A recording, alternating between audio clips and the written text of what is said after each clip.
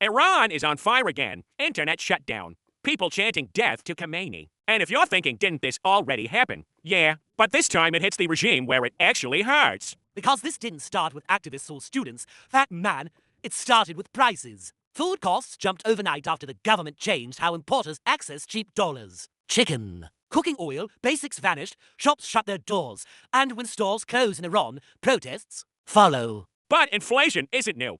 Why did this turn into nationwide chaos? Because it escalated immediately. Crowds went straight to chanting death to Khamenei. That's Ali Khamenei, the Supreme Leader and the man who actually runs the country. Once protests target him personally, the regime treats it as an existential threat. But Iran crushed protests before, like the Masa Amini ones. True, in 2022, protests erupted after Masa Amini, a young woman, died in custody after being detained by morality police. That movement came from students and the streets. The regime survived it with force.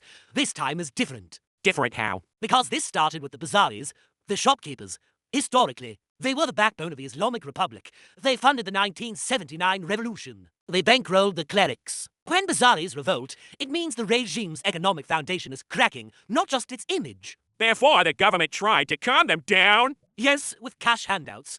About $7 per person. 7, after food prices doubled overnight. It didn't feel like help. It felt like a slap in the face, like the regime saying, "We hear you. This is all you get." Therefore, people stopped believing anything would change. Exactly.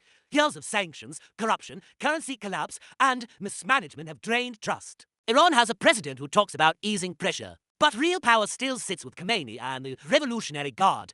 Everyone knows reforms don't reach that high. So, is the regime about to fall? Not tomorrow, but every protest costs more to crush than the last. When a government survives only through force, it isn't stable, it's brittle. Which brings us back to the start. This isn't just about food prices, it's about whether fear still works.